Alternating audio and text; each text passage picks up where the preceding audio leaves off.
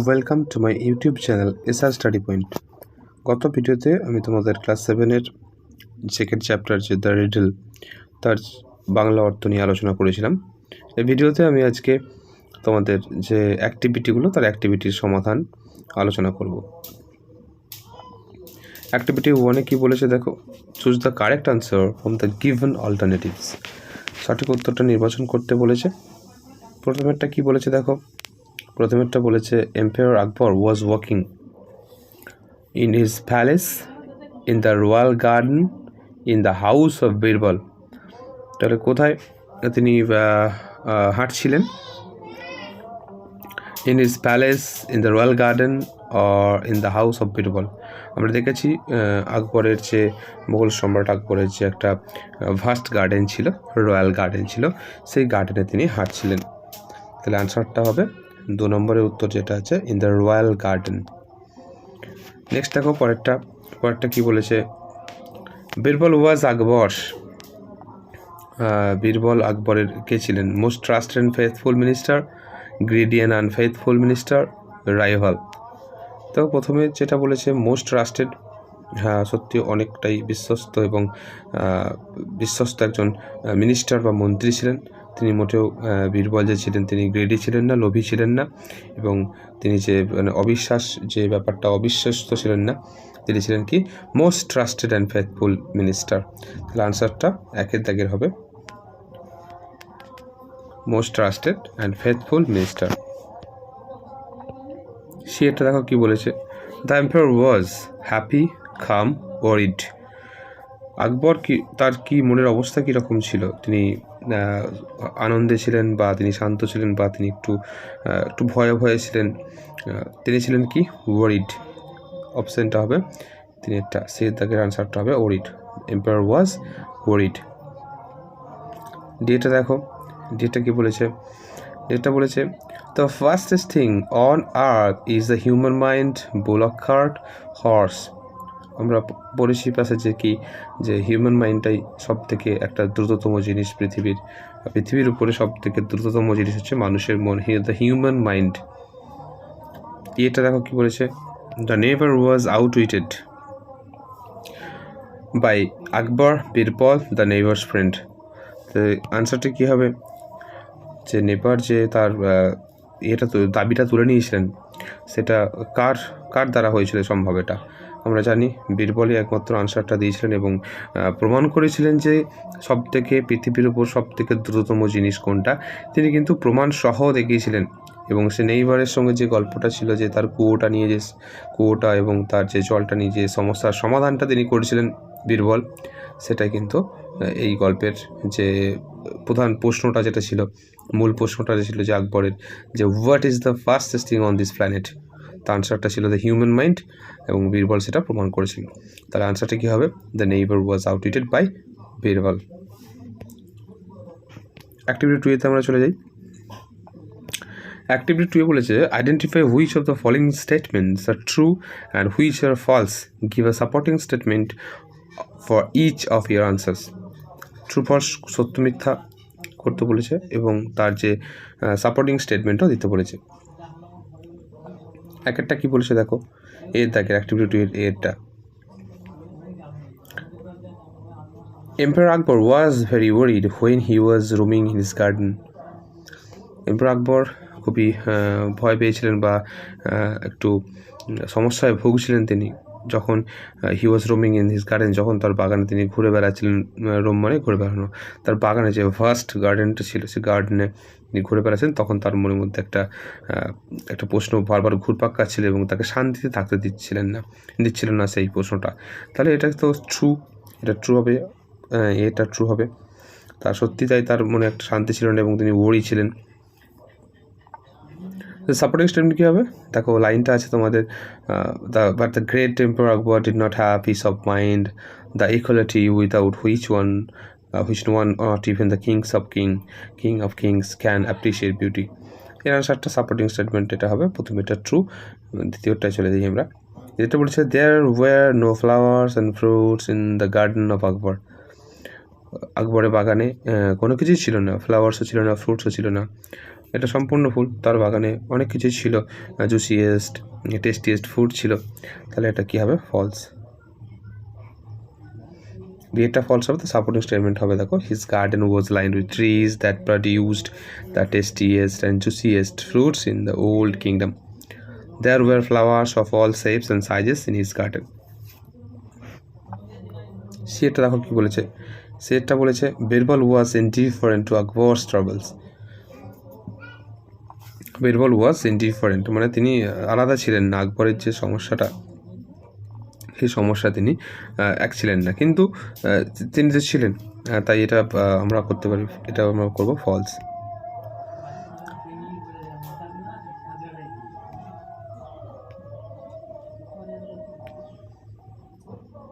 সেটা হবে false. Supporting statement কী হবে? আমরা দেখেছি যে wise Birbal noticing this Akbar and asked Akbar, O great king, great and powerful king, what is troubling you.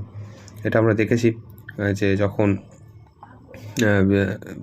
আকবর যখন তার বাগানে একা হাঁটছিলেন, তখন একটা সমস্যা যখন বীরবল দেখতে পেয়েছিলেন, যে নোটিশ করেছিলেন যে আকবরের মনের মধ্যে কোনো শান্তি নেই, এবং সেটা তিনি বোঝানোর চেষ্টা করেছিলেন যে এত শক্তিশালী মহারাজা তাকে এত কী ট্রাভেল করাচ্ছে, এত কী ভোগাচ্ছে।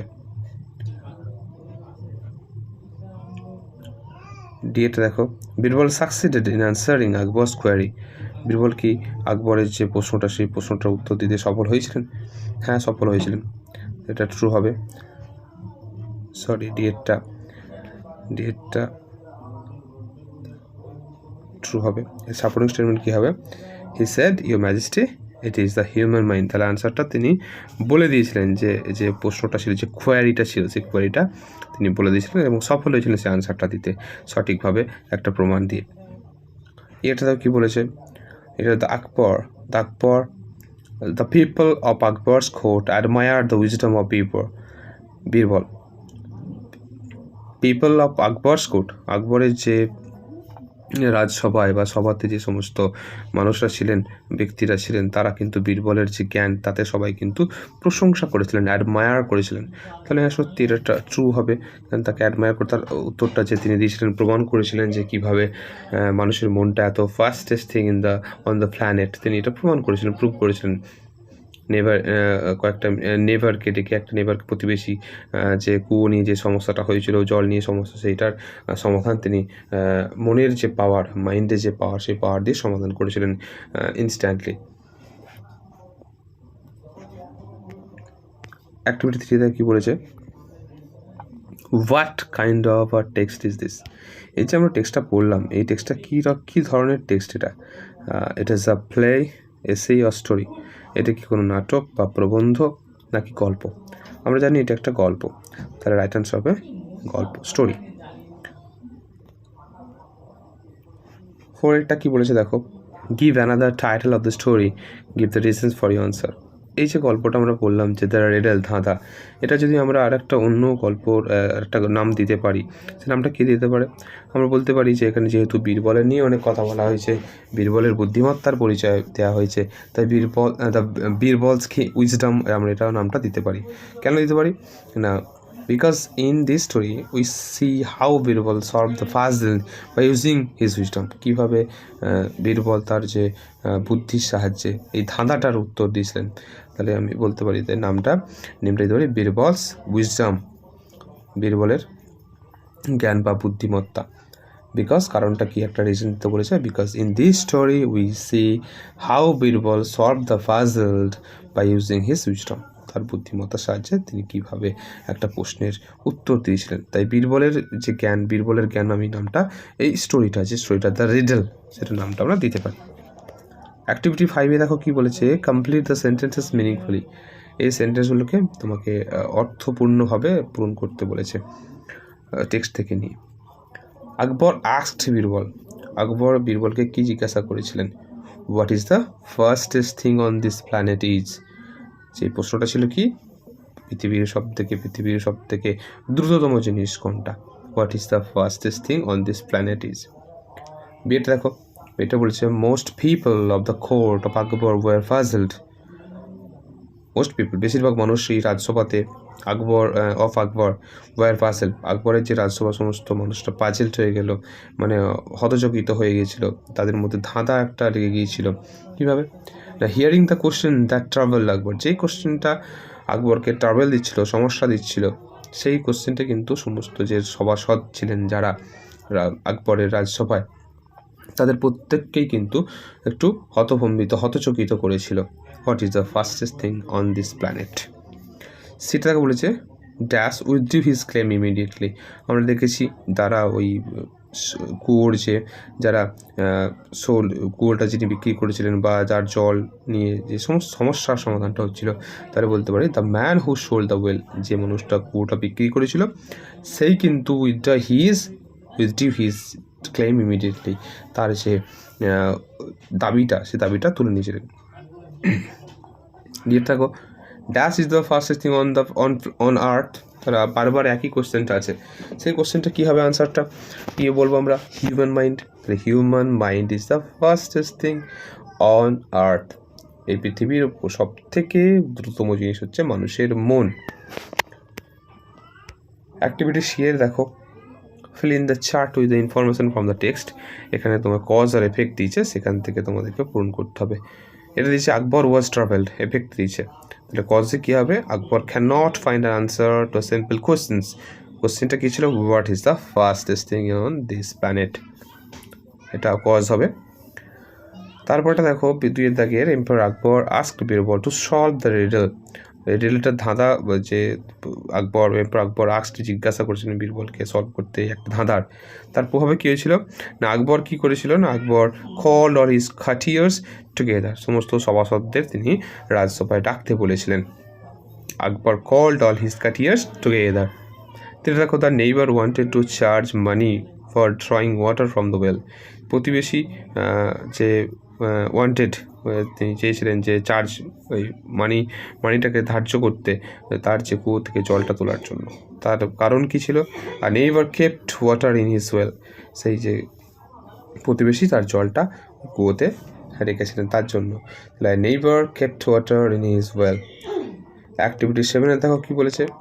অ্যাক্টিভিটি 7 বলেছে আনসার দ্য ফলোয়িং কোশ্চেন্স, প্রশ্নগুলোর উত্তর দিতে বলেছে।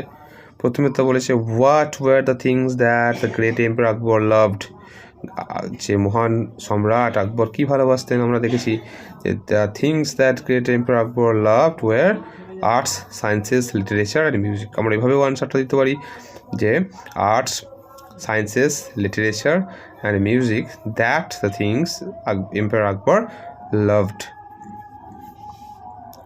বিয়েটা কী বলেছে? Why did Akbar not have peace of mind, কেন আকবরের মনে শান্তি ছিল না? আমরা দেখেছি যে তার মনের মধ্যে যে প্রশ্নটা ঘুরপাক্কা ছিল, সেই সহজ একটা প্রশ্নের উত্তর তিনি দিতে পারছিলেন না। Akbar did not have peace of mind because he could not solve a riddle that was travelling him, যেটা তাকে সমস্যা দিচ্ছিল। সেটা দেখো কী বলেছে, what was the problem presented by the man from the audience, যে সমস্যাটা সেই অডিয়েন্স থেকে, শ্রোতাদের কাছ থেকে এসে, সেই সমস্যাটা কী ছিল? The man from audience claim that his never had sold him his well, but when he wanted to draw water from the well his never wanted money from him. তাহলে যখন শ্রোতাদের কাছ থেকে যখন একজন দাবি করেছিলেন যে তিনি তার যে নেভার হ্যাড সোল্ড হিম, তাকে বিক্রি করছেন যে কুয়োটা, but when he wanted to draw water, যখন তিনি জলটা তুলতে চাচ্ছিলেন তখনই কিন্তু কি his neighbour wanted money from him, তার কাছ থেকে জলের যে টাকা মানে অর্থ চাইছিলেন বা ভাড়া চাইছিলেন। How did Birbal solve the problem, কীভাবে বীরবল তার সমস্যার সমাধান করেছিলেন? বীরবল সমস্যার সমাধানটা করেছিলেন যে Birbal solve the problem with the help of his wisdom and presence of mind, or আমরা বলতে পারি যে the power of human mind, presence of mind or power of human mind. He asked the neighbour to give rent for keeping water in the others well. The neighbour realised that he was outwitted and withdrew his claim immediately. Activity 8 কী বলেছে দেখো, identify the words from the text which are the synonyms of the following words. এখানে synonym সমার্থক শব্দ বলতে বলেছে। প্রথমে একটা দেখো, এটা কী বলেছে, টেক্সটে খুঁজতে বলেছে। কনফিউজড আছে, কনফিউজড, অ্যান্ড এর হবে এটা পাজলড। কনফিউজডটা হবে পাজলড।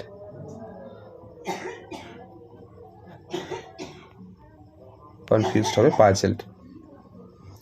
ডিম্যান্ড, পরেরটা দেখো ডিম্যান্ড বলেছে, ডিম্যান্ডটা হবে ক্লেমড, দাবি করা, ক্লেমড, CLAIMED, ক্লেমড। পরেরটা দেখো আর্গুমেন্ট, আর্গুমেন্ট মানে আমরা বলেছি একটা যুক্তি বা তর্ক, তাহলে এটা কি হবে ডিসপিউট, ডিসপিউট। পরেরটা দেখো সারপ্রাইজড মানে অবাক হয়ে যাওয়া, আর একটা আমরা কি পেয়েছি অ্যামেজড, অ্যামেজড।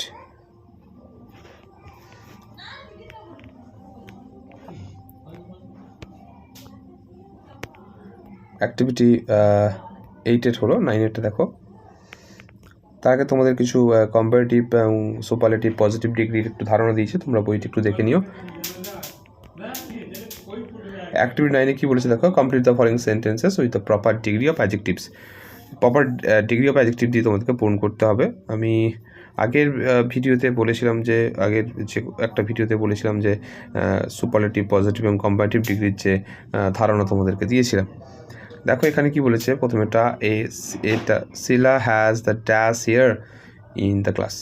শিলা ড্যাশ, শিলা যে লং হেয়ার আছে সেটা সবার ক্লাসের মধ্যে সমস্ত যে স্টুডেন্টরা আছে তাদের মধ্যে সব থেকে লম্বা চুল হচ্ছে শিলার। তাহলে আমরা কি বলবো, Sheela has the longest hair. কী হবে এটা superlative degree, Sheela has the longest hair in the class. বিয়েটা দেখো, mister Ghoshal is dash than mister Patnaik. তাহলে এখানে যেহেতু দুজনের একটা কম্প্যারিজন দিয়েছে, তাহলে এটা কম্পারেটিভ ডিগ্রি আমরা করব busier. Mister Ghoshal is busier than mister Patnaik. সেটা দেখো, we should be dash in our speech. We should be more careful, in our speech. আমাদেরকে আমাদের কথাবার্তায় সাবধানতা আনতে হবে। Shahnawaz is as dash as Pralay. তাহলে এখানে যেহেতু এটা পজিটিভ ডিগ্রি আছে, অ্যাজ আছে, তাহলে এটা থিনটাই থাকবে, অ্যাজ থিন অ্যাজ প্রলয়। এটা দেখো, true owl is considered as dash of all. তাহলে আমরা জানি যে সবার সাথে যখন তুলনা করা হয় তখন এটা সুপারলেটিভ হবে, তাহলে ওয়াইজার, ওয়াইজেস্ট। তাহলে আনসারটা হবে wisest. The true owl considered as the wisest of all. His house is dash away from my house than Sanjeev's. His house তাহলে হচ্ছে সঞ্জীবের থেকে, তার দুজনের কম্পারিজন হচ্ছে, তাহলে কী হবে ফার্দার আছে, ফার্দার হবে। যদি অনেকদের সাথে তুলনা করা হয় তখন হতো ফার্দেস্ট, তাহলে এটা farther. The his house is farther away from my house than Sanjeev's. Activity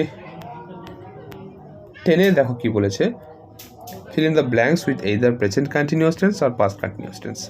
present continuous টেন্সের আমরা জানি যে সাবজেক্ট থাকবে, তারপরে বি ভার্ব থাকবে অ্যামিজার, আর তারপরে ভার্বের সাথে V1 এর সাথে ভার্বের বেস ফর্মের সাথে আইনি যোগ হবে এবং অবজেক্ট থাকবে, তারপর বাকি রেস্ট অফ দ্য সেন্টেন্স থাকবে।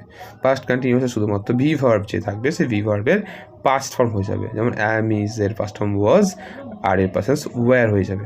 তাহলে এখানে দেখো প্রথমেরটা কি বলেছে, ইট ডাস প্যাকেটে রেন দিয়েছে নাও। তাহলে যেহেতু নাও বলে তাহলে একটা প্রেজেন্ট কন্টিনিউয়াসে করবো আমরা, তাহলে প্রেজেন্ট কন্টিনিউয়াসের রুলসটা কী ছিল যে ইট সাবজেক্টের পর কী হবে বিভার্ব, তাহলে it is raining now, it is raining now. পরেরটা দেখো বিয়েরটা, doctor Manmohan Singh dash Kolkata today. Doctor Manmohan Singh is visiting, যেহেতু টুডে বলেছে তাহলে ইজ ভিজিটিং কলকাতা টুডে। সেটা দেখো, Hari dash study at 9 PM এ স্টার্ট, তাহলে স্টার্টে বলে যখন তাহলে এটা করবো was studying, Hari was studying at 9 PM এ স্টাডি। ডিটা দেখো, the boys dash play in the field now. Now যখন বলেছে তার প্রেজেন্ট কন্টিনিউয়াস করবো, the boys are playing in the field now. এটা দেখো, Rahim dash talk his friend to his friend when his mother called him.